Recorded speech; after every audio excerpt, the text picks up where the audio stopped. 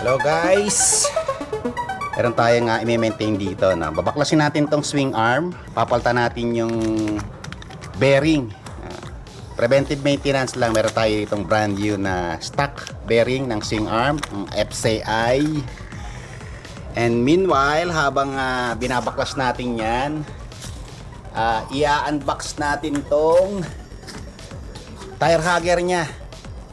Ina-hydro dip natin to. Tingnan natin kung bagay sa forma.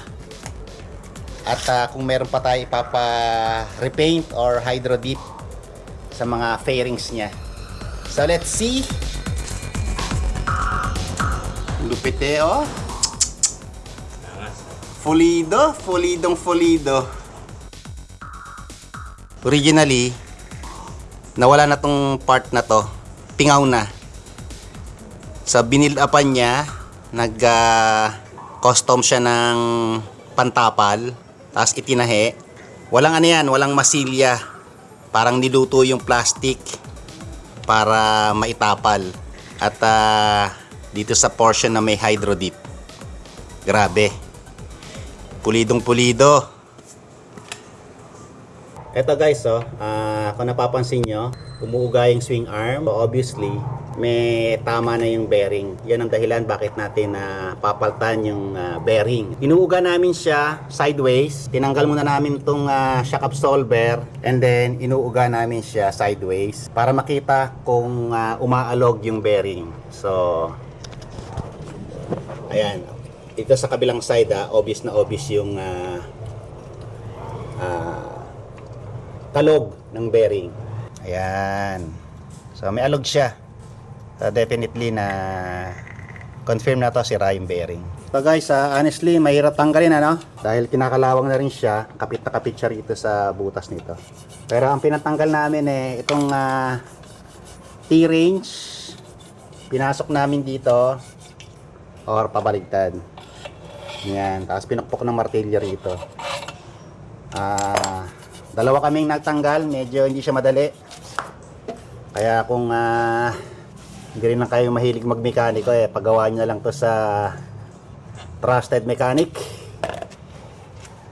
Pero importante rin na alam natin para hindi rin tayo naloloko ng mga makukulit na mekaniko. Okay? So ang spare parts lang natin na nandito yung pinaka bearing lang, no? Pero itong ehe mukhang may problema rin, yung pinaka housing ng mga bulitas parang kinain na nung pinaka ehe. So eto siya, kaya siya may groove, ayan So akala ko matatanggal. Para matanggal, sinander ko, ginrind, electric grinder. Pero sabi ko parang lumiliit na siya. At yung tinesting ko yung lumang bearing, eto maluwag na nga. Ayan alog na rin. Most probably kinain na ng bearing yung ehe ng swing arm natin. Kaya tutuloy natin yung video. Maghanap po na tayo ng ganitong pyesa. Titingin tayo sa Yamaha original parts, or mag-check din tayo sa Shopee o sa Lazada. Oh guys, may problema tayo, Inabot tayo ng gabi. Pero meron tayong contact, may kakilala tayo, si Juancho Sopenya, online seller ng mga piyesa ng motor. Kinontak natin siya. Walang 15 minutes guys. Maganda at meron siyang stock nung ehe. So pinabook natin agad.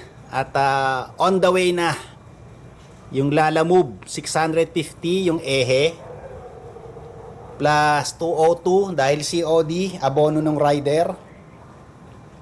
So 887 I guess. So bigyan na lang natin ng tip yung rider. Gawin na natin 1,000 siguro, mga ka-rider natin yan Anyway, isang magandang solusyon kapag ganitong critical time tayo nag-re-repair. Ako rin ay isang aliping sa gigilid sa isang kumpanya. Trabahante tayo, guys. At sinamantala lang natin yung day off natin para mag-maintenance ng ating motor. Most probably, magagawa natin to ngayon kahit madilim na. Nag-set up tayo ng ilaw. At eto na nga, dumating na guys. So, tuloy-tuloy na natin to para matapos na natin.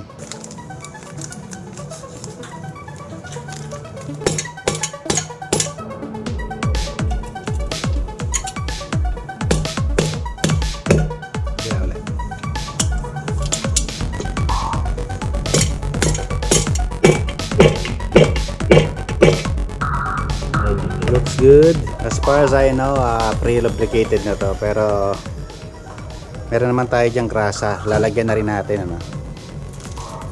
Finit lang natin yung ehe.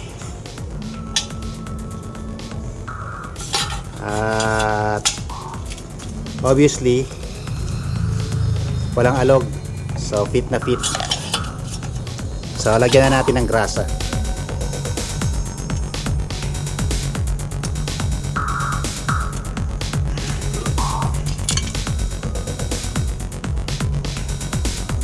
Press against dun sa housing ng bearing para sumiksik siya yung ehe. Pwede nyo nilalagyan.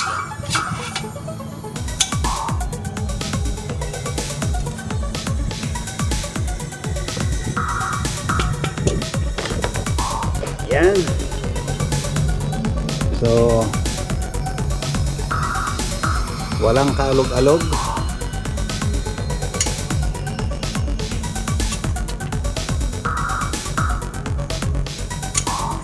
Kaalog-alog, walang kaalog-alog guys.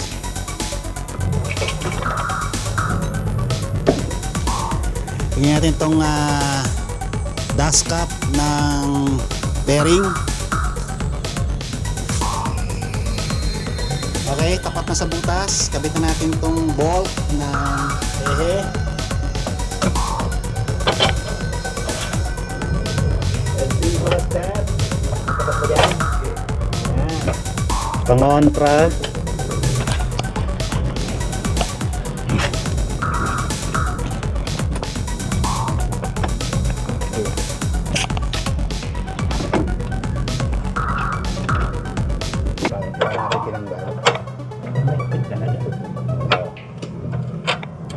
Check lang natin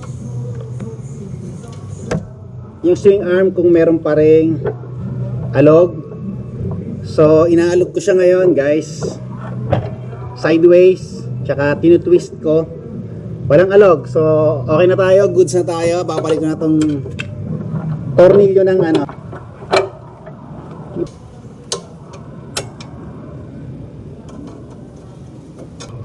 Okay, may bakal siya, reinforcement. So, clip type lang naman. Diyan to tornilyo yung mga bolt ng arm.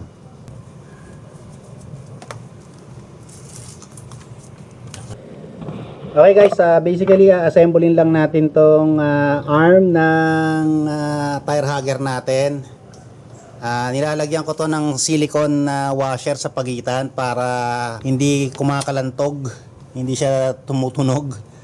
So naglagay ako ng spacer na silicone or parang rubberized na spacer sa pagitan. Most probably pagka daytime na bukas, papakita natin kung ano itsura niya pag nakakabit na. Okay? Ito guys, nagawa na natin yung swing arm. At syempre, tire hugger. Yun o. Kamusta naman?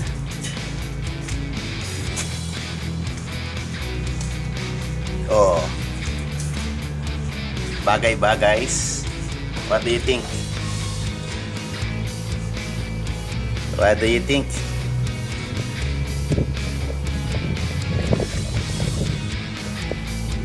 So, mabuti na lang ginawa natin kagabi kahit madilim dahil may bagyo at panay ang ulan. So, mas lalong bulilya sa to kung pinagpaumaga pa natin.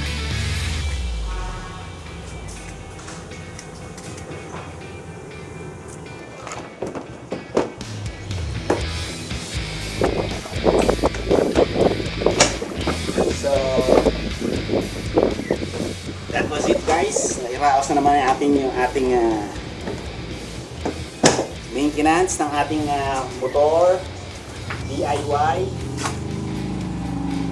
At syempre, yung mga pinagpagawa natin ng Hydro Deep, Doggy Dogs by Paint My Love, at syempre yung ating pinagpa-orderan ng pyesa na napakabilis, online seller ng pyesa ng motor, Wancha Sopenya. Yung link, lalagay na lang natin dyan kung saan po pwede. So, salamat sa panonood. See you next time.